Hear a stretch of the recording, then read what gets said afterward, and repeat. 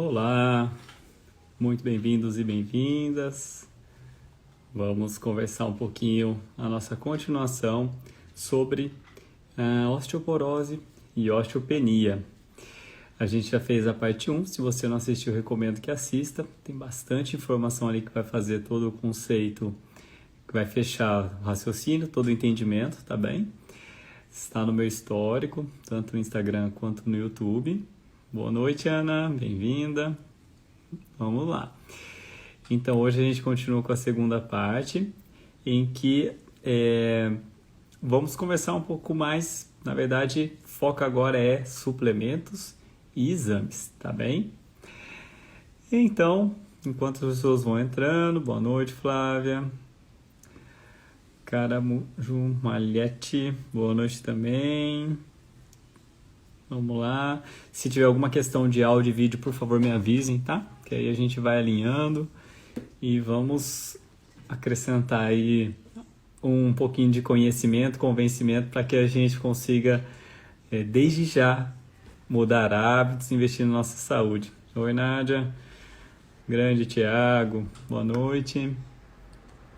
Então, vamos lá. Ó. Então, na última live a gente começou sobre justamente o que? O entendimento, né, os hábitos, o estilo de vida, tudo como que desenvolve, como que ocasiona e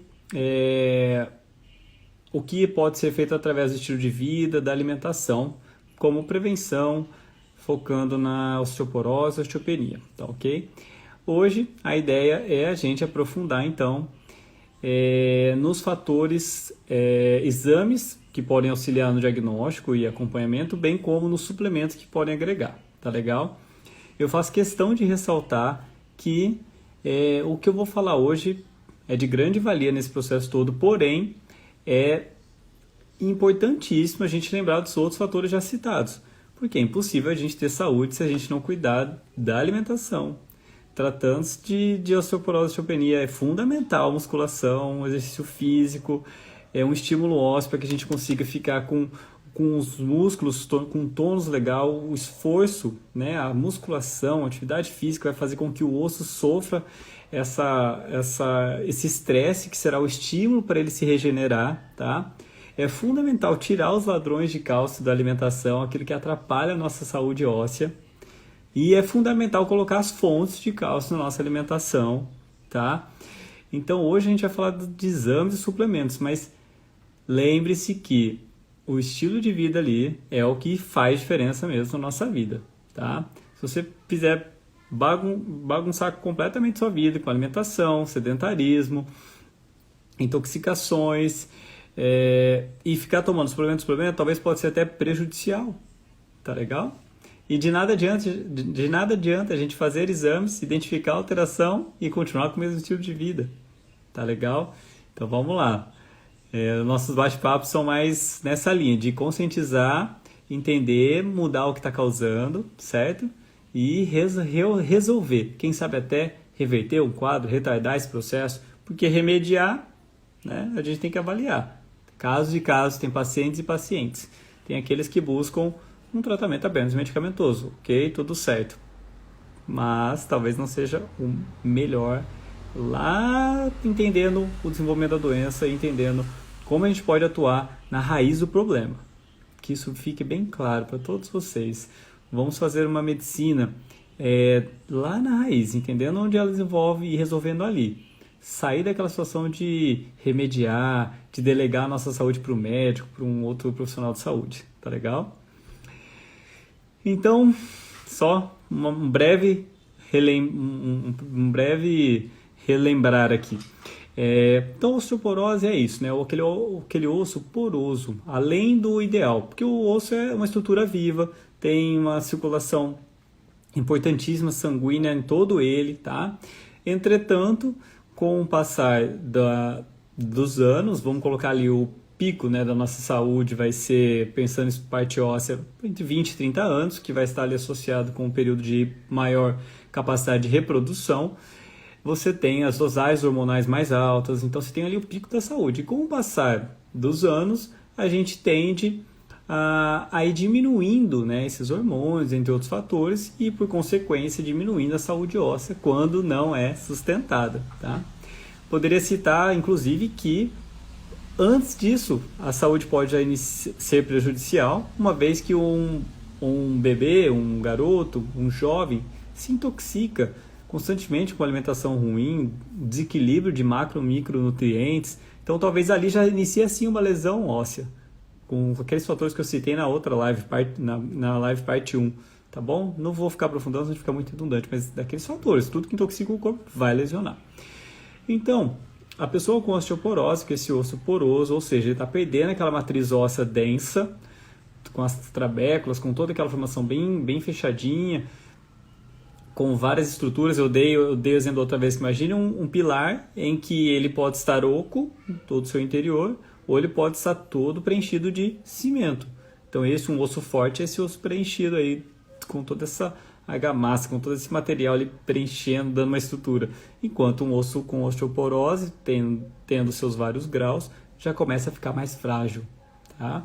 Então imagine, a pessoa com um grau avançado de osteoporose, ela pode ter uma fratura espontânea, ou uma simples queda, algo que realmente não fraturaria, já quebrar algum osso, dependendo da queda. Ou pior ainda, você espirrar, fraturar uma costela ou uma vértebra. Ou também receber um abraço e fraturar algum osso nesse abraço. Então, olha o grau que pode chegar quando a gente fala em uma osteoporose avançada e passível de ser retardada essa evolução. Pode sim não chegar nesse quadro, e há quem diga, e há estudos já demonstrando que é possível, inclusive, com fortalecimento todo muscular, osteoarticular, regenerar, restabelecer uma estrutura óssea forte, ok? Então, o que eu desejo para vocês é que vocês consigam sim envelhecer o mais jovem possível, com saúde, que vocês consigam atingir a velhice, uma velhice funcional, uma velhice autônoma, se mantendo independentes, porque é isso que eu desejo para mim hoje, quando eu tento tudo que eu posso na alimentação, tento colocar as atividades físicas na minha rotina. Esse esforço é pensando sim no que a ciência nos comprova de benefícios comparado com quem não faz essas atitudes, certo? Então eu gosto de trabalhar muito com as estatísticas. A gente tem também aquele mar de possibilidades que a vida pode nos surpreender, porém, quando a gente fala em várias doenças crônicas, a maior parte, até 80% de todas as doenças, nós quem criamos. Tá legal? Bom, então, é algo alarmante essa questão da osteoporose e osteopenia, né? Para vocês terem uma ideia, relembrando, a cada 3 segundos no mundo uma pessoa sofre uma fratura por uma lesão prévia que já tem de uma osteoporose. Cada 3 segundos. É alarmante, né? E uma em cada 3 mulheres com mais de 50 anos sofrerão uma fratura osteoporótica, né? Fratura óssea devido a esse osso enfraquecido, enquanto os homens, 1 em cada 5 sofrerão com mais de 50 anos. 20% dos homens e 25% das mulheres, e 33% das mulheres. Então vamos prevenir. Sempre a prevenção é o melhor caminho, tá legal? Para vocês se lembrarem a questão de estarem memorizados. Então, quando a gente fala nas células ósseas, né, matriz óssea, vou relembrar 2 fatores fundamentais para que a gente tenha saúde. Uma são os osteoblastos, tá? Lembre-se dele, sempre associado a uma célula capaz de produzir novas células, tá? No caso, células ósseas, a gente está falando.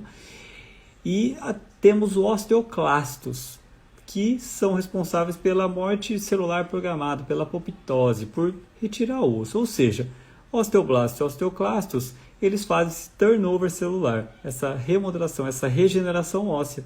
Afinal, a cada anos, temos praticamente todas as células ósseas, que são as que mais demoram para serem regeneradas, quando a gente coloca por órgãos, por sistemas, a gente tem sistemas no nosso corpo, por exemplo, da mucosa intestinal, que praticamente são trocar todas as células em questão de semanas. Já as células ósseas levam mais tempo, porém também se regeneram, estão ali constantemente. Por isso é importante fornecermos tudo que o nosso corpo precisa para que essas células sejam construídas com todo o material necessário. Então lembre-se disso, osteoblasto e osteoclasto, eles são fundamentais que a gente traga esse entendimento para a gente poder entender um pouquinho mais o mecanismo de ação de alguns medicamentos, suplementos que eu vou citar agora, tá legal? Bom, então,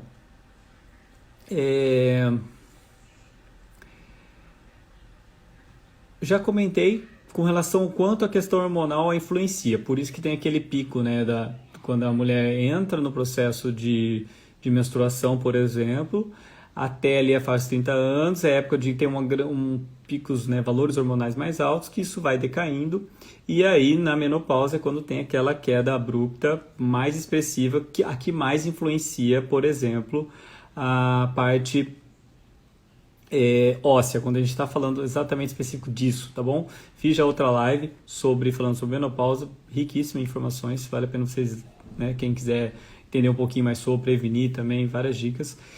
Então, por que eu estou falando isso? Porque um dos tratamentos vai estar relacionado a isso, né? Tem vários fatores que a gente aborda e a parte hormonal é uma delas.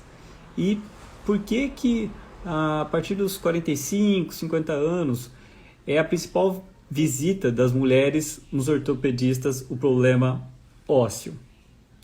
Justamente porque tem essas quedas hormonais. Então favorece muito esses problemas que as mulheres acabam desenvolvendo na parte óssea. O homem é um pouco mais tarde, porque não tem essa queda, do homem é mais gradual, mas também sofre desses problemas da osteopenia e osteoporose. Osteopenia quando um grau mais inicial, tá bem? Ok.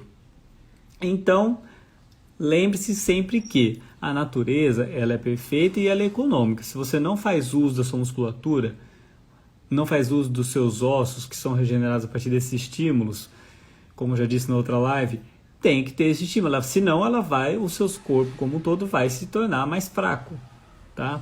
Então, não adianta. A gente vai falar aqui de suplementos, mas eu preciso que vocês, né, pensem assim, poxa, aonde eu vou chegar só suplementando? Às vezes você só vai ingerir e vai embora.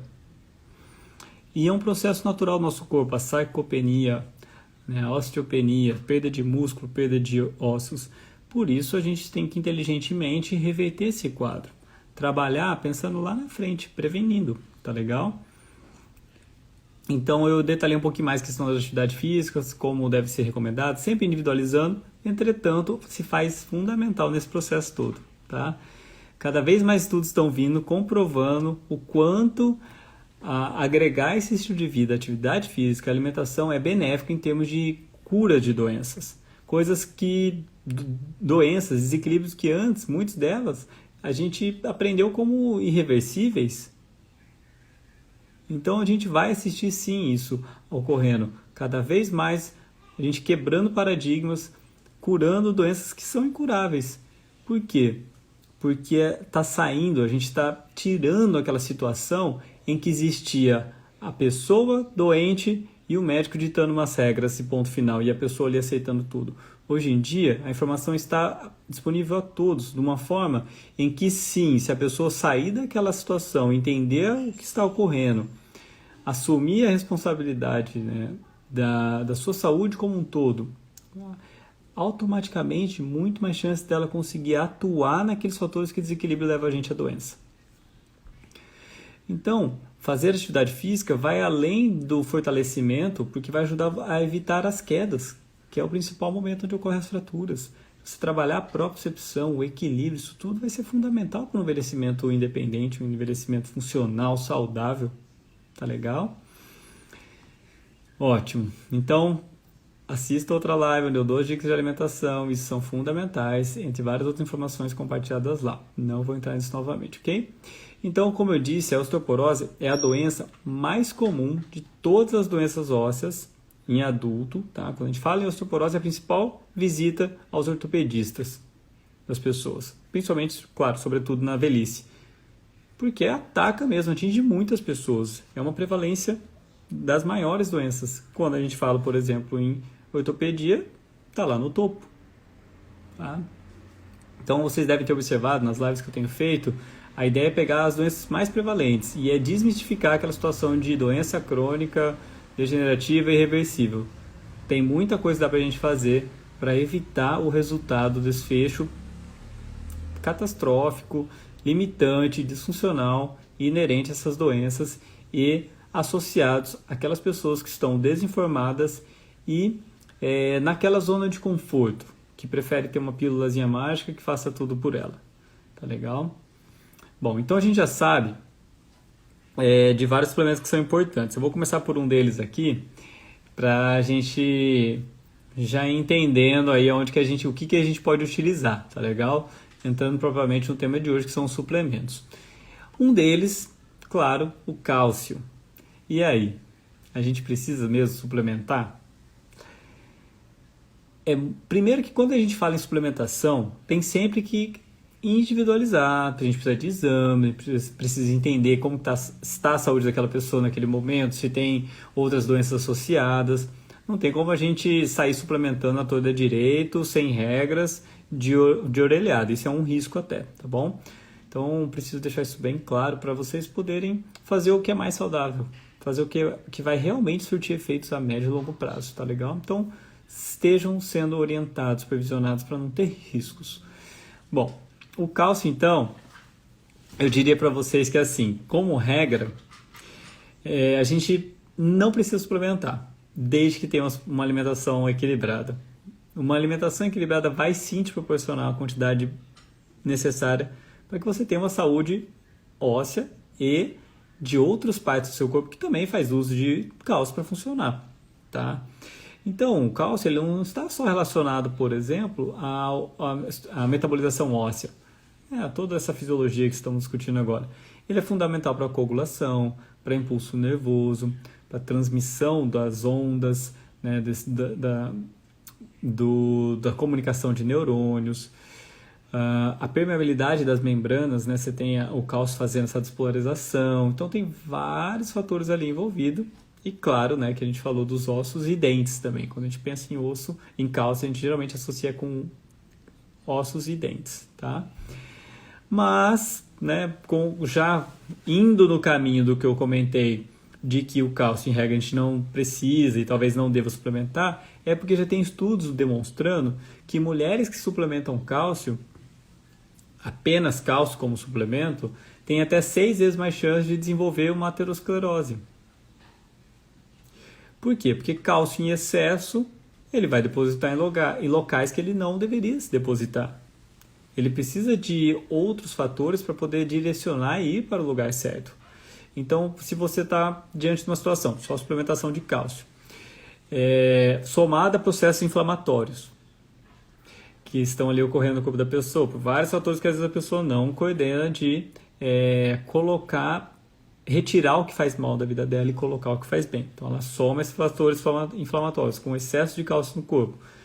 O cálcio está circulando. E aí é muito comum ele depositar em vários locais que circula o sangue, como na aorta, nas carótidas, entre outros locais. Então, a mulher tem mais, não só a mulher que suplementa, né, o homem também, mas é mais cometido esse estudo que eu estou trazendo, é feito em mulheres, que tem até 6 vezes mais chance de desenvolver uma aterosclerose, automaticamente com o risco de ter o quê? Infarto, acidente vascular encefálico. Então, cuidado, a gente precisa ter essa atenção com relação à suplementação de cálcio. Precisa sim suplementar? Vai depender de se está colocando através da alimentação quantidade mínima ou não, vista as fontes que eu já citei na primeira parte da live. Então, ele não se faz necessário, tá? Eu já adianto para vocês que quando eu vou fazer a prescrição, todos os meus pacientes, eu tenho um cuidado, eu vou além do que a gente costuma fazer, porque nós temos, né, a ortomolecular, quando a gente entra nas questões da suplementação, a gente tem, como se diz, uma variação, uma margem de segurança das suplementações.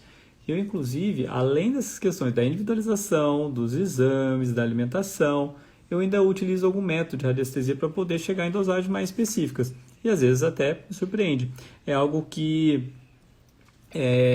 eu sempre tive essa afinidade, eu acredito no poder disso, porque muitas vezes utilizando alguma dessas técnicas a gente consegue ter uma maior conexão com aquela pessoa, tá? Só para aqueles que têm essa afinidade também, a gente tem ainda, por exemplo, a gente pode utilizar alguns instrumentos de radiestesia, para poder realmente individualizar. E eu acredito ser isso extremamente muito interessante, porque muitas vezes, às vezes a gente vem com uma suplementação padrão e na prática acaba saindo dosagens diferentes ou até retirando, colocando uma outra substância, sempre considerando todas as questões que eu já citei. Mas a meu ver, é o fino de uma terapia individualizada. Então, muitas vezes as pessoas perguntam, poxa, mas cálcio não precisa, não precisa, e de onde vai vir o cálcio? Tá? Então, eu já comentei algumas fontes de cálcio vegetais, comentei também quais são os ladrões de cálcio, tá, na outra live, e hoje eu queria falar só um detalhezinho com relação aos laticínios. Com muito estudo por trás, em regra, tá, eu acho que existem variações, mas em regra eu não recomendo o consumo de laticínios, tá? Isso fica para um outro momento a gente aprofundar, mas tem muito material na internet, mas a gente percebe que sim, tem materiais que comprovam os dois lados. Então sempre eu acho que a gente deve individualizar e deve se testar. Tudo que vocês ouvirem das pessoas, claro, sempre filtrem, sempre testem. Tá? Eu tenho muitos bons resultados com melhora de rinites, dermatites, corrimentos, problemas digestivos, quando retiro laticínios. Até porque, infelizmente, a qualidade do laticínio que a maior parte das pessoas tem acesso está longe de ser um leite ideal, um leite puro. Talvez se você tiver, né, aquela vaquinha que você sabe que está ali pastando, que você consegue colher, tem essa possibilidade de consumir esse, né, direto da fonte, com todos esses cuidados, talvez sim pode ser um bom alimento. Agora, infelizmente, os laticínios que chegam para a maior parte das pessoas perderam por várias questões que faz sentido, até a pasteurização, para ter mais, né, esse cuidado, não proliferar bactérias, porque a quantidade é muito grande que se manipulam, pode se fazer necessário, mas a pasteurização mata o principal, as bactérias bem-vindas presentes ali nos leites, lactobacilos. Se fosse para consumir, iria muito por esse caminho que eu disse. Mas façam o teste, fica aí 1 a 3 semanas sem, depois consuma bastantes. Não só, lembre que laticínios não é só leite, os derivados também, às vezes são até piores. A proporção das substâncias ali presentes nos laticínios é um outro fator que também deixa a gente um pouco a refletir até que ponto que a gente deve consumir. Quando compara a composição de um leite materno com a composição de um leite de vaca, é bastante diferente, é para um bezerro. A maturação, o desenvolvimento de um bezerro é muito diferente de um neném, que é quem deveria consumir. Os mamíferos, dos mamíferos, o único que continua consumindo os laticínios depois que são desmamados é o ser humano. Tá? Então é algo para a gente refletir, para a gente se testar, como que fica a nossa saúde. Se fosse para consumir um laticínio, seria então realmente esse leite que você sabe que está ali, acabou de colher, tal, fresquinho, de uma vaquinha que pasta, ou os queijos curados, quanto mais curado, menos, vai ter menos lactose, mas o problema é que não é só a lactose, entendam isso, né? A proporção, a caseína, a beta e alfa lactoglobulina, a caseomorfina, são várias substâncias ali envolvidas no leite que atrapalham a nossa saúde, que nos viciam nos laticínios, nos derivados, tá? Então pense com carinho, talvez a manteiga ghee, por sofrer vários processos, seja um alimento que possa ser utilizado. Essa é a minha humilde opinião, tá? Eu consigo trazer estudos que com certeza provam os dois lados, mas nada todo dia, sempre. E faça um teste, porque infelizmente as pessoas consomem muito, a meu ver, e principalmente quando entra na parte de sorvete, pudim, leite condensado, aí mistura o açúcar, aí que sim vai vir algo exponencialmente prejudicial à saúde, tá? Bom, continuando então, a gente falou um pouquinho de cálcio agora, vamos para mais um outro, antes de se tratá-lo como suplemento, eu vou falar da exposição solar. Você já deve desconfiar qual substância que eu estou falando, não é mesmo? Então, podemos chamar também de helioterapia, banho de sol, sunbath, né? Nada mais é que a vitamina D proveniente do sol. Seria, a meu ver, a melhor fonte de vitamina D. Tá? A gente fala vitamina, claro que é esse hormônio, tá? Eu vou detalhar um pouquinho mais sobre isso, mas antes, só para citar o que a gente, em regra, sugere para as pessoas com um embasamento científico de exposição solar. Então, a gente recomenda ali de 15 a 30 minutos, tá? De exposição solar. é sim no período mais quente do dia, é sim sem protetor solar. E também a pessoa, para ter esse resultado de exposição solar, vários fatores influenciam. O local que ela se encontra no planeta, a latitude, né, a estação do ano, o horário do dia, como eu disse, a área exposta do corpo, quanto mais área exposta, melhor. Mas o que vocês conseguirem já é excelente, tá? O peso da pessoa influencia também. A quantidade de melanina que a pessoa tem na pele vai influenciar essa conversão, tá?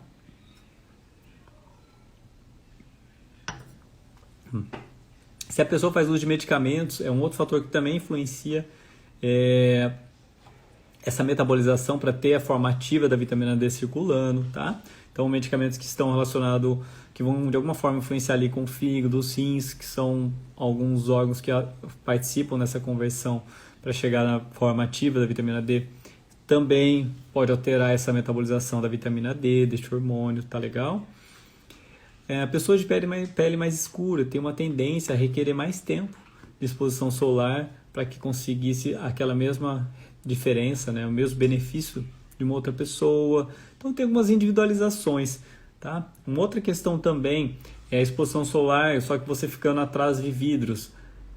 Muito provavelmente não vai adiantar, porque é justamente o raio ultravioleta tipo B, que é o que faz essa função, e ele não vai passar o vidro, tá? Então, assim, tem uma sabedoria por trás, por que eles fazem os vidros com proteções, porque às vezes as pessoas vão ficar por muito tempo expostas, né, à luz solar, e claro, não recomendo que fique muitas horas no sol, que aí também não faz bem de qualquer maneira. Aí às vezes a gente já começa até a pesar, né, o que a gente poderia fazer para se proteger do sol. Talvez um protetor solar de barreira, um que não tenha componentes químicos, que não tenha derivados de petróleo. Aí talvez a gente pode utilizar alguns protetores solares, realmente quando a gente vai ficar um tempo extensivo no sol, que aí é aquela história que tudo em excesso não faz bem, certo? Bom, então, aprofundando um pouquinho mais na questão da vitamina D, vou falar um pouco mais sobre ela, por ela ser uma vitamina que tem sido muito estudada. Quando a gente compara ela em 2012, por exemplo, a gente tinha a média de 8.200 estudos naquela época. Hoje em dia, já mais que triplicou, mostrando os benefícios da suplementação ou mesmo de manter os níveis da vitamina D mais alta. Tá legal? Então, já está indo além de uma questão de ossos, de proteção de benefício para os ossos, que é o nosso foco de hoje, da vitamina D. Ela beneficia sim ossos, metabolismo contra, por exemplo, raquitismo, toda essa questão relacionada aí. Mas hoje tem muito estudo mostrando benefícios para imunidade. Fiz uma live falando sobre Covid, o quanto ela influencia naquela questão da barreira de proteção pulmonar,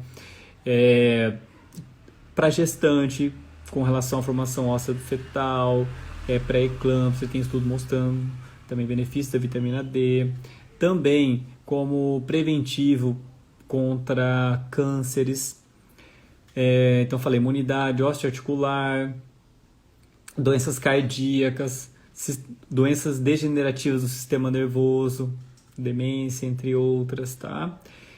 Ajuda também em questões de diabetes, controle de açúcar, favorece a saúde intestinal. Então são vários fatores que estão ali envolvidos que a vitamina D já tem estudos mostrando seus benefícios. Tá? Então vale a pena manter sim níveis adequados de vitamina D.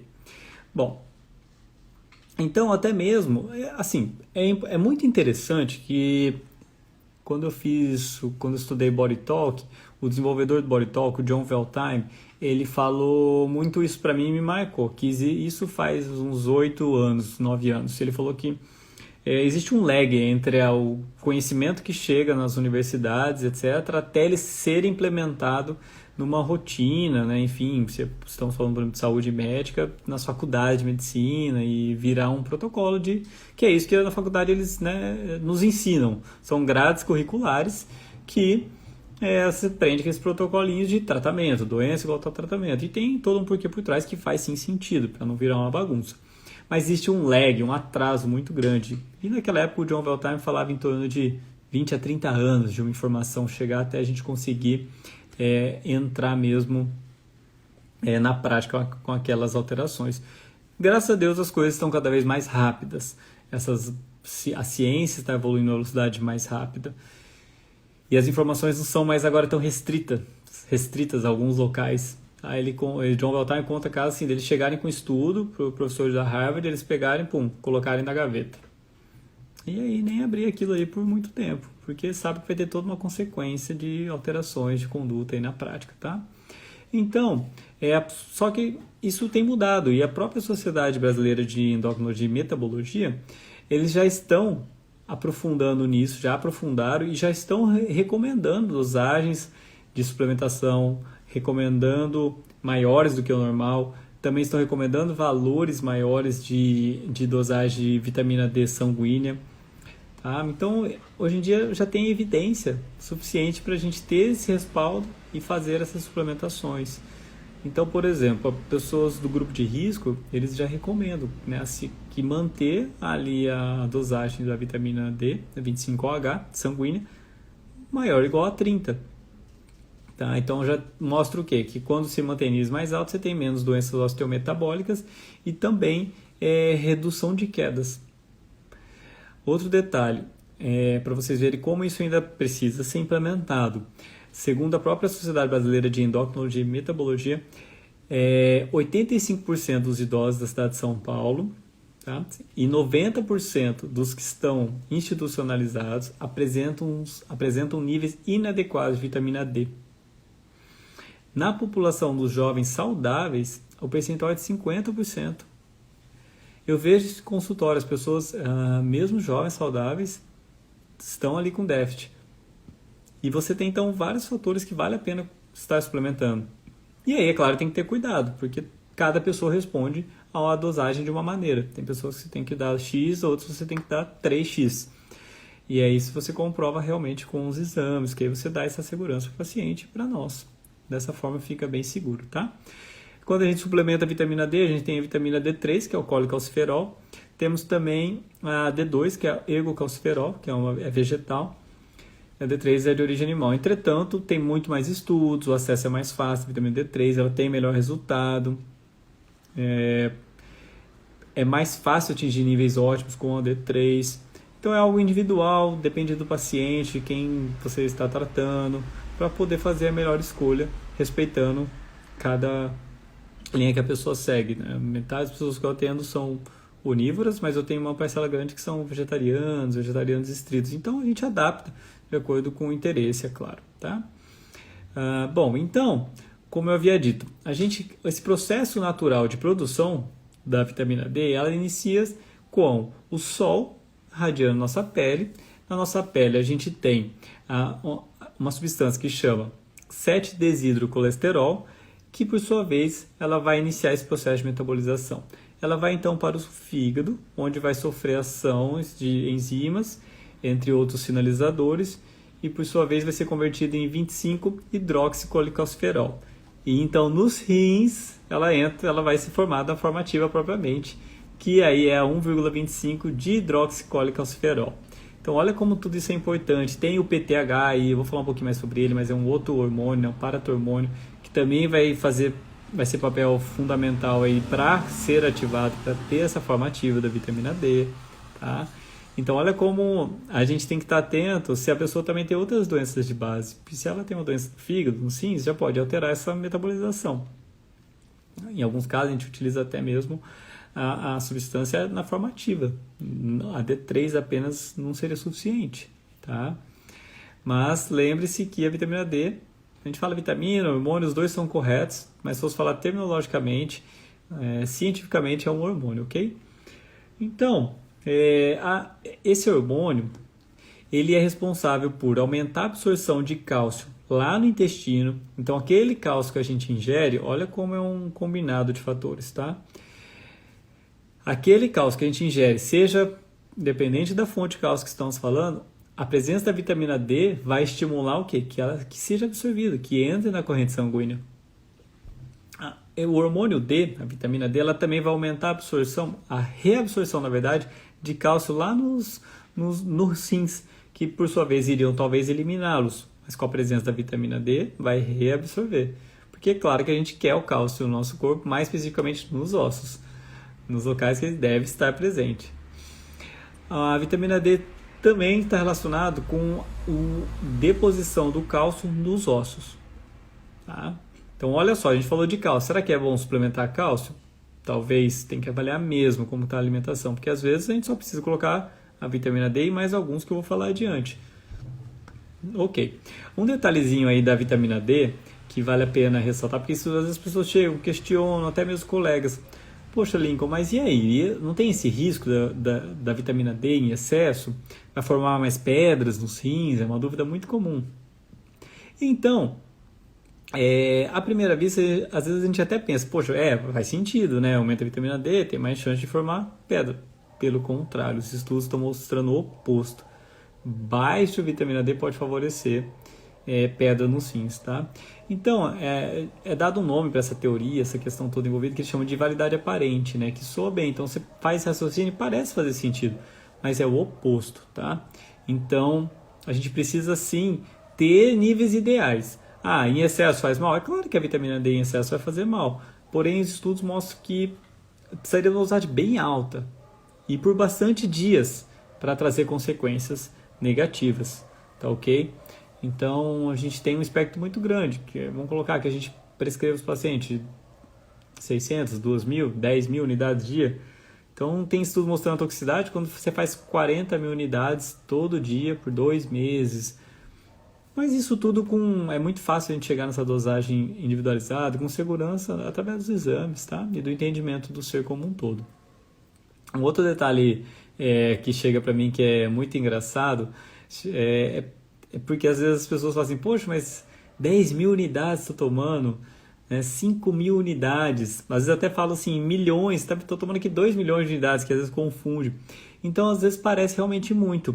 Isso é algo para a gente falar, porque as pessoas acham que número pode ser um valor alto sem entender, na verdade, a proporção que aquilo é no todo.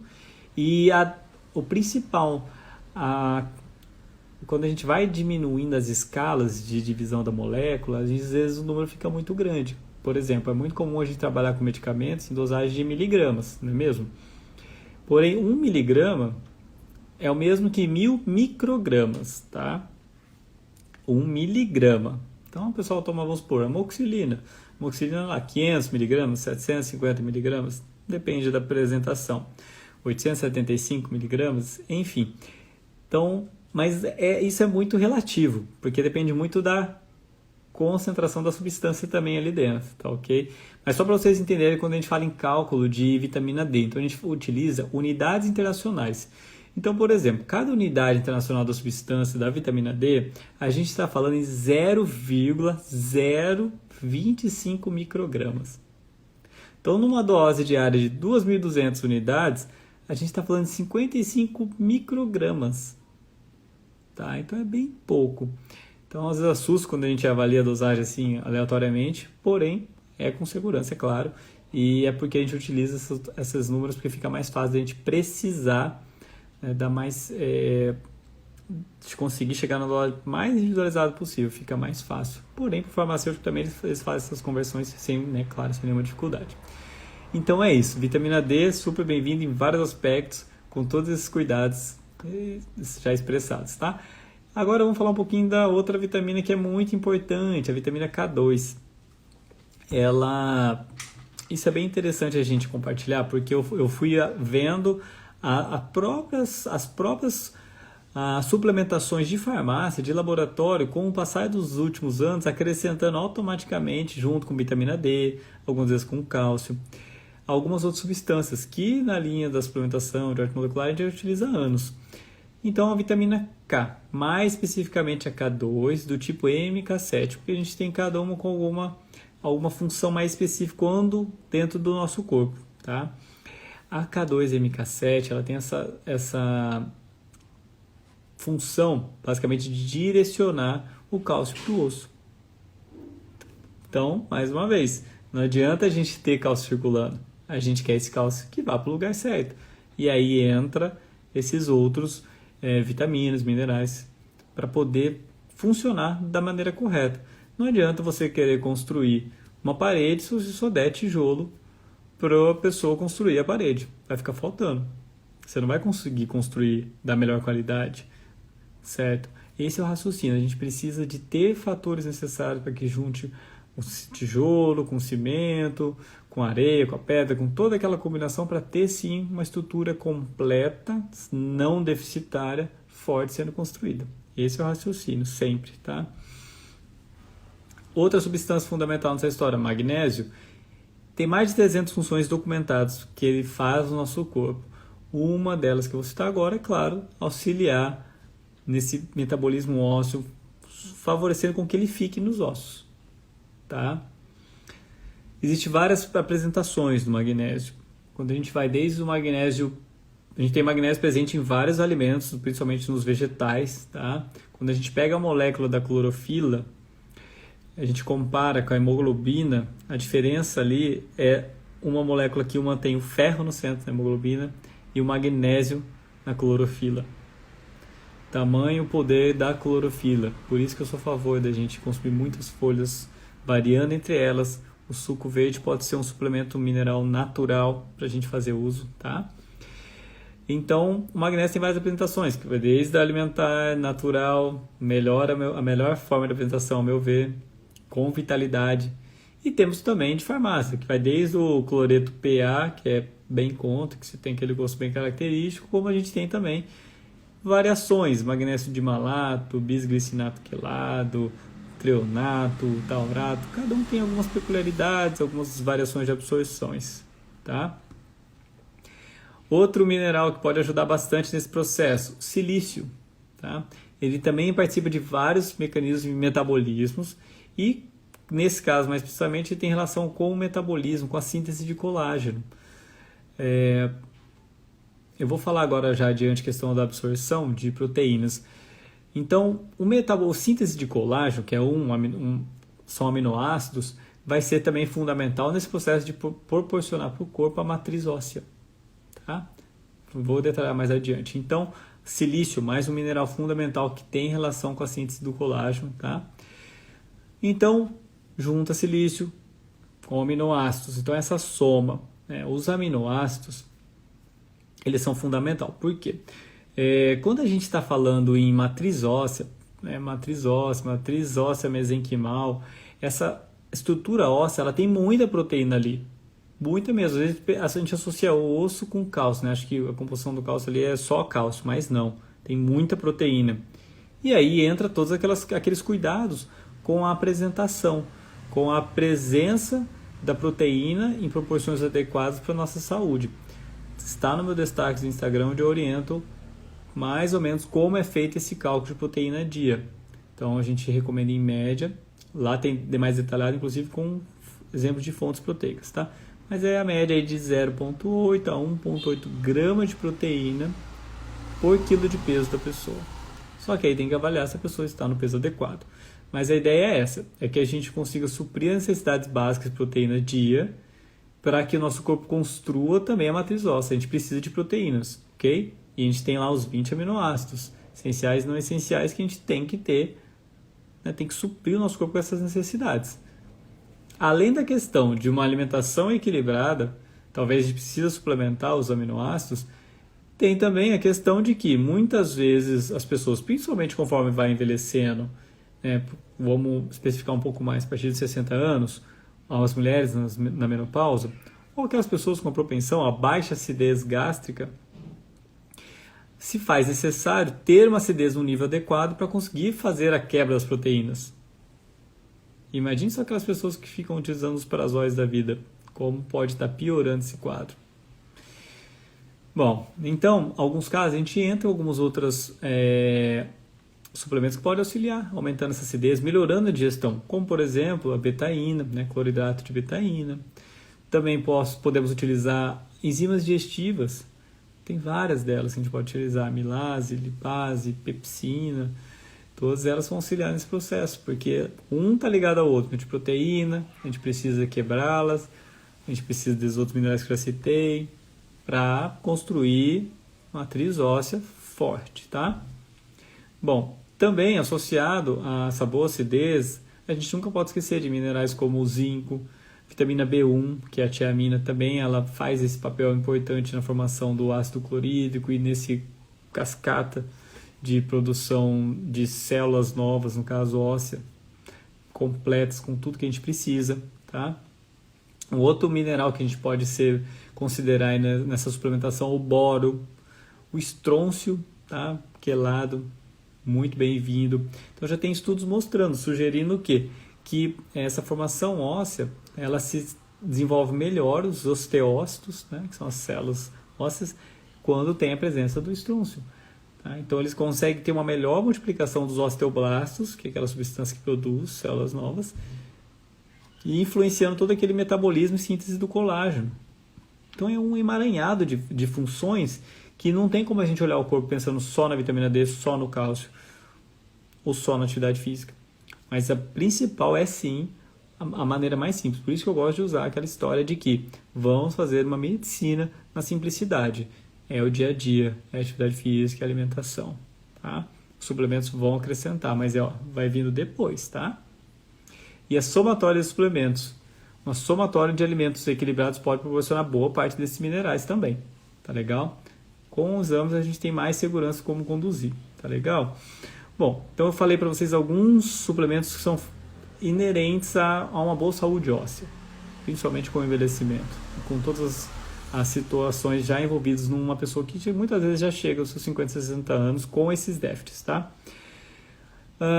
Um grupo de drogas que eu queria comentar um pouquinho são bifosfonatos, que me perguntaram, que mandaram caixinha de perguntas, na caixinha de perguntas mandaram algumas perguntas sobre isso. Só antes de entrar nesse daí, eu queria falar sobre a terapia hormonal, que também pode ser muito bem-vinda. Uma vez que vamos falar um pouquinho das mulheres, que entrou na menopausa, você tem a queda principalmente de estrógeno, progesterona, nós estamos falando de hormônios fundamentais, que são aqueles que estimulavam justamente a manutenção óssea. E ela perde aquela proteção óssea. Então, em alguns casos, sim, pode ser muito bem-vindo a reposição hormonal. Progesterona, estradiol, vai ter que ser avaliado, tá? Nos homens também, ou nas mulheres também, a gente avalia a utilização dessa terapia hormonal, sempre em regra, transdérmico, os bioidênticos, em alguns casos os homens a testosterona, mas depois de a gente ter feito todos esses passos, e com muita cautela, com muito cuidado, para a gente poder realmente utilizar quando necessário, e não começar das últimas opções para as mais básicas, e mais acessíveis, inclusive, certo? Então eu falei também da terapia hormonal, que é importante, pode agregar bastante essa história. Às vezes a gente já mata duas de uma, né? Uma mulher com uma menopausa com sintomas desfogásticos, né, do climatério, se associa ao hormônio, você já protege o osso e ainda você tem esse cuidado com melhorar a qualidade de vida na parte dos sintomas da menopausa, tá? E aí, por fim, tem mais um... falta falar esse bisfosfonato, a gente vai falar dos exames que pode agregar. Então, falando bisfosfonatos, tá? Então, um grupo de substâncias que foram criadas e envolvidas para justamente impedir essa osteoporose focada na pós-menopausa, tá? Que é a época da maior alteração do corpo da mulher. Mas também ela tem várias outras utilizações para tratamentos de hipercalcemia, doença de Paget ou Paget. Algumas neoplasias a gente é utilizado, é prescrito essas drogas, tá? Câncer ósseo, metastático, mieloma múltiplo, tem várias situações que devem ser avaliadas, que também essas drogas podem ser bem-vindas. Essas drogas, bisfosfonatos, elas têm essa função de diminuir, de prevenir essa diminuição da densidade óssea. Então, lembra quando eu citei que existe aquele turnover celular entre as células que estão produzindo células novas, osteoblastos, e as células então são responsáveis por produzir células novas, e a gente tem os osteoclastos que vão retirar as células velhas, fazendo esse turnover celular, para regenerar essa troca. Eles vão justamente bloquear, tá? Para que não ocorra a ação dos osteoclastos, que diminui os ossos, que consumiria as células velhas. Então você vai inibir essa perda óssea desta forma, tá? Tem várias drogas reconhecidas, a mais famosa é a lendronato de sódio, tá? mas a gente tem outras que têm nomes comerciais aí por trás, que é o ibandronato, o risedronato, o amidronato, o zoledronato. São várias drogas com mecanismos semelhantes, tá? Que vão proporcionar essa diminuição da perda óssea, inibindo os osteoclastos. Ok. Porém, tem bastante questão aí por trás que já estão pesando muito mais o uso. De anos, vamos colocar aí, de uns 12 anos para cá, já tem saído muitos estudos onde colocaram para as pessoas, para os médicos, na verdade, a realmente avaliar o uso. Olha só que situação delicada que são essas drogas. Vocês entenderam o mecanismo dela. Então, vamos entender que acaba por não fazer aquela troca. Só que aquela troca é algo saudável para o corpo. Ele precisa regenerar. Talvez o problema não é bem essa droga. É porque a pessoa está buscando um caminho que talvez não seja o melhor para conseguir cuidar da saúde óssea dela. Mais uma vez, ela esquece de tudo aquilo que a gente conversou até agora e já cai nesse estado e não questiona o médico com outras possibilidades de tratamento. Então, realmente deve ser utilizado em casos restritos. Olha como são os riscos. Isso tudo começou, tem estudos aí que em 2008, um órgão americano que cuida dessa liberação das drogas e tal, ele já soltou um alerta. Olha, vamos tomar cuidado com os bifosfonatos. Por quê? O que estava acontecendo? O risco estava ocorrendo, o risco também de fraturas espontâneas, porque o osso é como se ele ficasse vitrificado, tá? Ele perdia aquela característica de certa maleabilidade comparado a essa estrutura viva, esponjosa, comparado com o osso, com o uso do alendronato. É como se ele bloqueasse ali, né, ficasse somente as células que estavam crescendo e você perde a troca tirando as células velhas. Você tem um osso envelhecido ali, tá? Bom, então você tinha fraturas, tá, espontâneas que eles estavam questionando, atípicas, vamos dizer assim, que eram fraturas que eles falavam assim, poxa, 2008 isso, começaram a ver que pareciam umas fraturas que não era comum ocorrer. E também há outro caso muito grave que são justamente o que eles chamam de osteonecrose de mandíbula e também de cabeça de fêmur. São as duas causas que mais preocupam com o uso dessas drogas, tá? Então, vamos tentar entender um pouquinho melhor.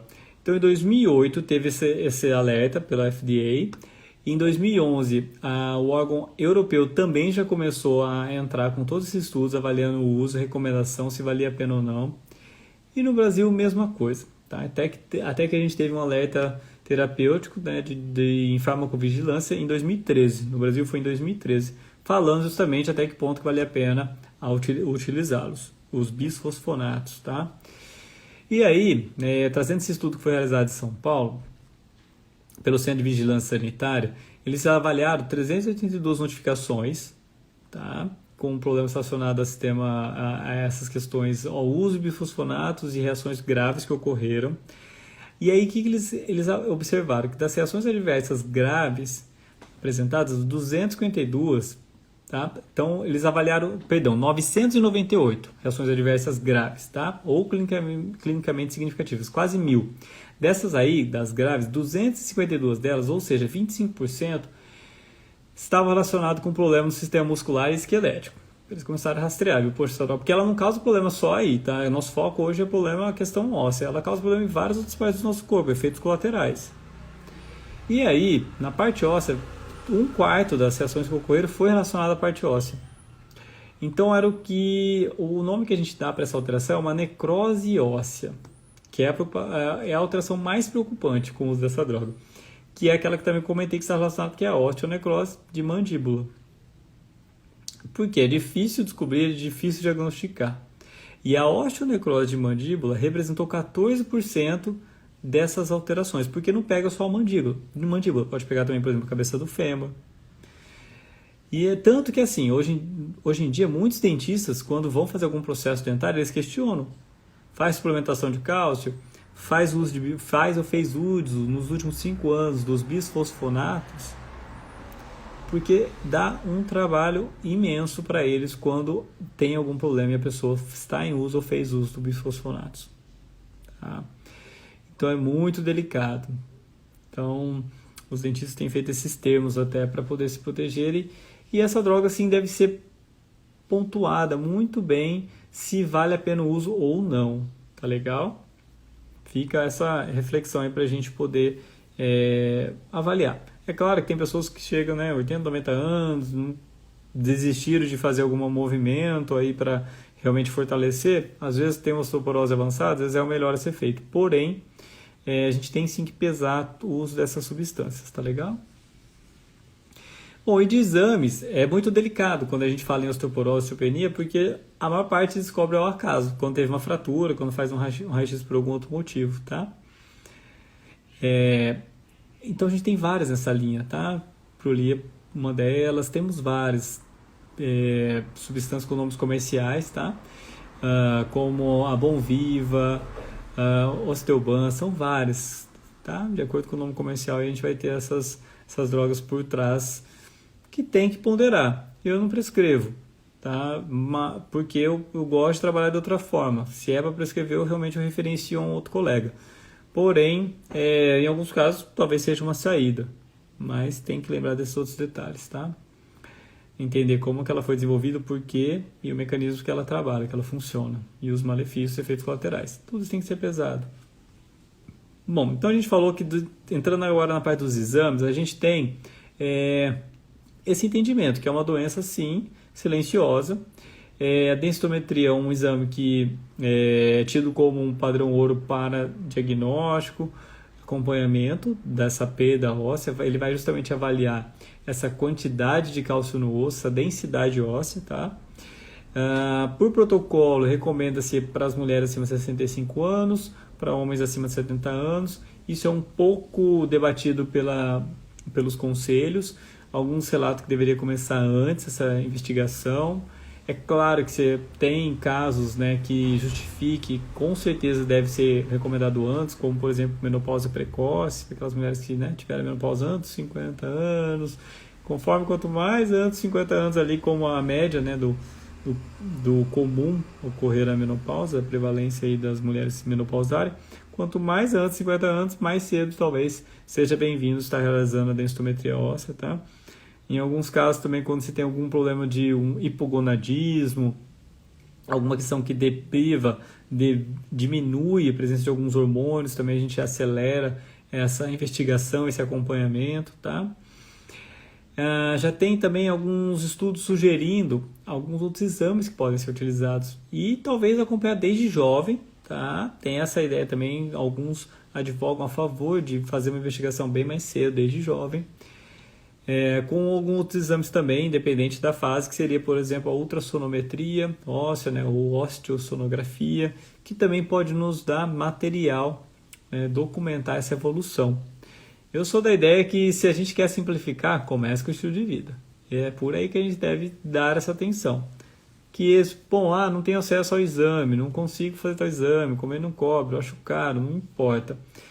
Comece onde você está hoje, cuidando da sua saúde. Esse é o melhor que você pode fazer, que constatar uma alteração no exame pode te trazer uma segurança de algum cuidado, mas se você sim, aos poucos, for respeitando o seu corpo, mês a mês, estimular esse impacto, essa regeneração celular, regeneração óssea, certamente você vai construir um corpo mais forte a cada dia, tá? Outros exames que podem acrescentar nessa história, dosar a homocisteína, tá? Você tem estudos demonstrando que quando você tem uma cisteína maior que 14, você já aumenta em até 70% o risco de uma fratura de quadril. Tá? A homocisteína, ela tem estudos também demonstrando o quê? Que ela favorece, ela causa a apoptose dos osteoblastos. Né? A apoptose é o quê? É uma morte celular programada, tá? Dos osteoblastos, que é o que regeneram células ósseas. Então a gente consegue, você pega aquele paciente com cisteína estourada, você sabe que a saúde óssea dele pode estar sendo prejudicada, tá bom? Certo. Claro que eu já disse, dosar a vitamina D, né? A gente já falou super bem dela, é claro que ela é uma que vai dar segurança pra gente, qual o valor que está. A gente sabe que tem uma incidência enorme de pessoas em deficiência, em insuficiência de vitamina D sanguínea. É raro pessoas que eu consigo não suplementar, eu consigo. Mas são geralmente pessoas que se cuidam, que têm mais exposição solar, geralmente são pessoas assim. Mas, de maneira geral, a grande maior parte a gente acaba precisando abrir mão e entrar com suplemento, tá?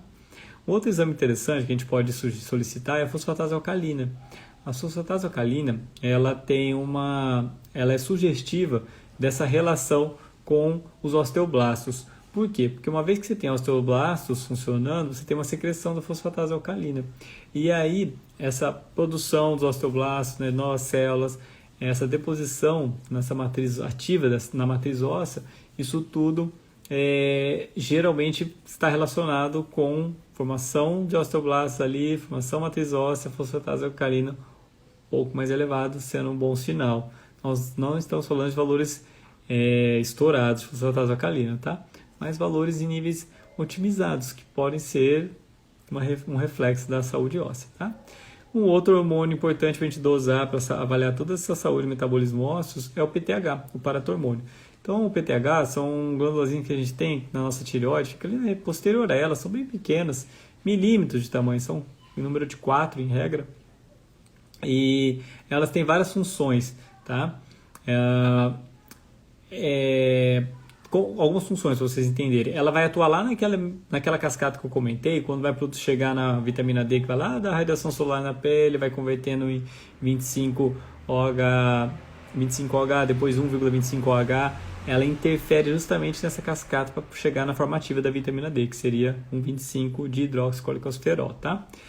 Então, o PTH, então, ela é secretado pela tireoide, faz aumentar o cálcio sanguíneo, tá? Isso é por mecanismos, enfim, estimula a absorção óssea a partir do osso, que aí a gente, claro, tem que ter esse cuidado, que a gente também não quer PTH estourado, tá? Se a pessoa tem um hiperparatiroidismo, secreta muito PTH, aí já lesiona a parte óssea, porque ele tem essa função de aumentar o cálcio no osso. Às custas de quê? Às custas de, talvez, a absorção do cálcio que está no osso. Então, tem todo esse cuidado para a gente cuidar, tá? O PTH também vai aumentando ali os osteoclastos, tá? Para justamente aumentar o cálcio sérico. E tem um lado bom que ele diminui a excreção de cálcio nos rins, tá? Então, ele ajuda, é o equilíbrio, né? A gente quer o PTH porque ele vai estimular, sim, esse controle, fisiologia, a reabsorver o cálcio lá nos rins, voltar para o sangue, porque ele quer manter o cálcio no sangue elevado, tá? Então, é o equilíbrio. A gente tem um olhar que vai ter que avaliar o todo, não tem como a gente olhar só o PTH, ele não é o vilão, ele pode se tornar o vilão em excesso. Então, como eu disse, no hiperparatiroidismo, né, você já tem um desequilíbrio, você aumenta demais o cálcio sanguíneo às custas de osteoclastos em excesso. E aí você pode ter alterações, né, ósseas, pode ter mais tendência a cálculos renais, tá? Um outro que está relacionado aí, que alguns a gente pode usar também é a calcitonina, que também é um hormônio. A função dela já é o oposto do PTH, vai diminuir o cálcio no sangue. É secretado também pela tireoide, tá? Tem esse efeito, como eu disse, oposto do PTH, e ela vai diminuir os osteoclastos. Entre os dois, o PTH é mais forte, fica mais tempo ali circulando e vence nessa competição, tá? Bom, além dessas dosagens desses exames, a gente pode dosar os hormônios, pode acrescentar bastante pra gente, até para entender como está o corpo daquela pessoa naquele momento. E também, hoje em dia, tem os estudos genéticos, onde a gente pesquisa alguns genes específicos que vão nos orientar. Olha, essa pessoa tem mais tendência a desenvolver osteoporose, osteopenia do que outra pessoa, de acordo com a presença ou não de genes, de polimorfismos, de alterações que estão ali no nosso DNA. Então, assim, é uma gama grande, né, de possibilidades de exames, uma gama grande de suplementos. Olha, de algumas perguntas que me fizeram, vou responder algumas delas. Se vocês tiverem perguntas, pode me mandar, tá? Algumas perguntas eu já respondi durante esse nosso bate-papo aqui. Uma delas que ficou faltando foi... deixa eu olhar aqui, da Graciluz. Ela perguntou assim, minha mãe teve osteoporose bem avançada, teve diversas fraturas, eu também posso ter?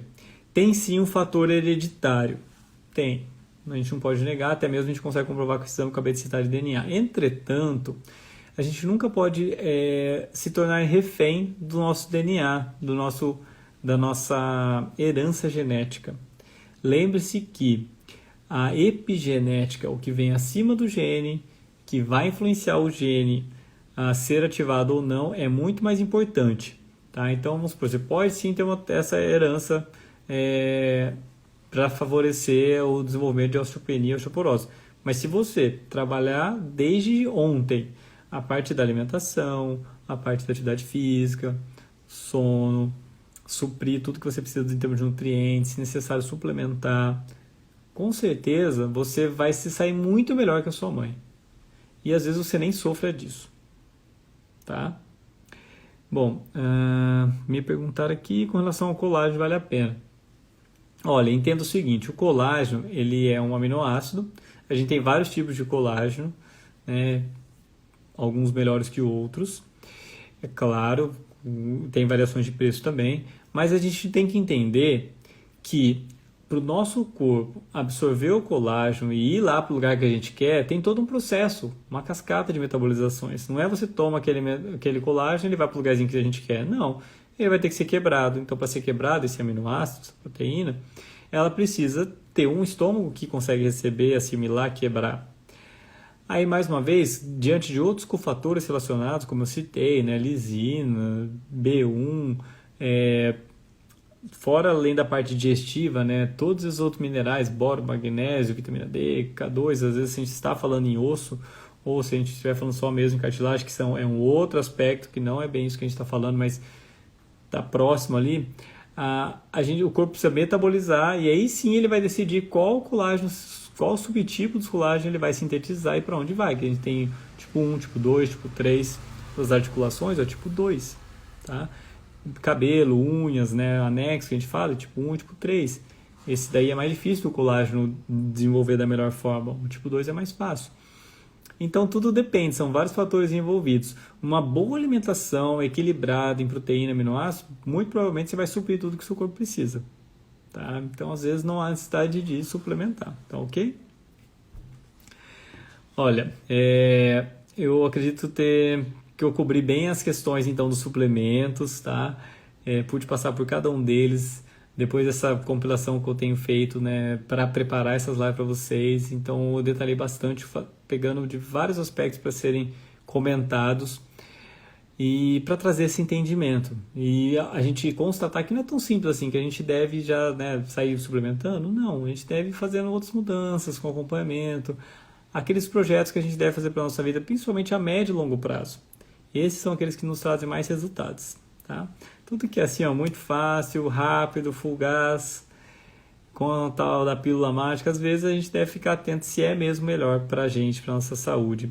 Vale a pena sempre a gente pesquisar, pensar um pouquinho amplamente e não simplesmente aceitar tudo que chega para nós de primeiro, tá bom? Fico à disposição, pode me mandar mais perguntas, escrever abaixo dessas nossos bate-papo, tá?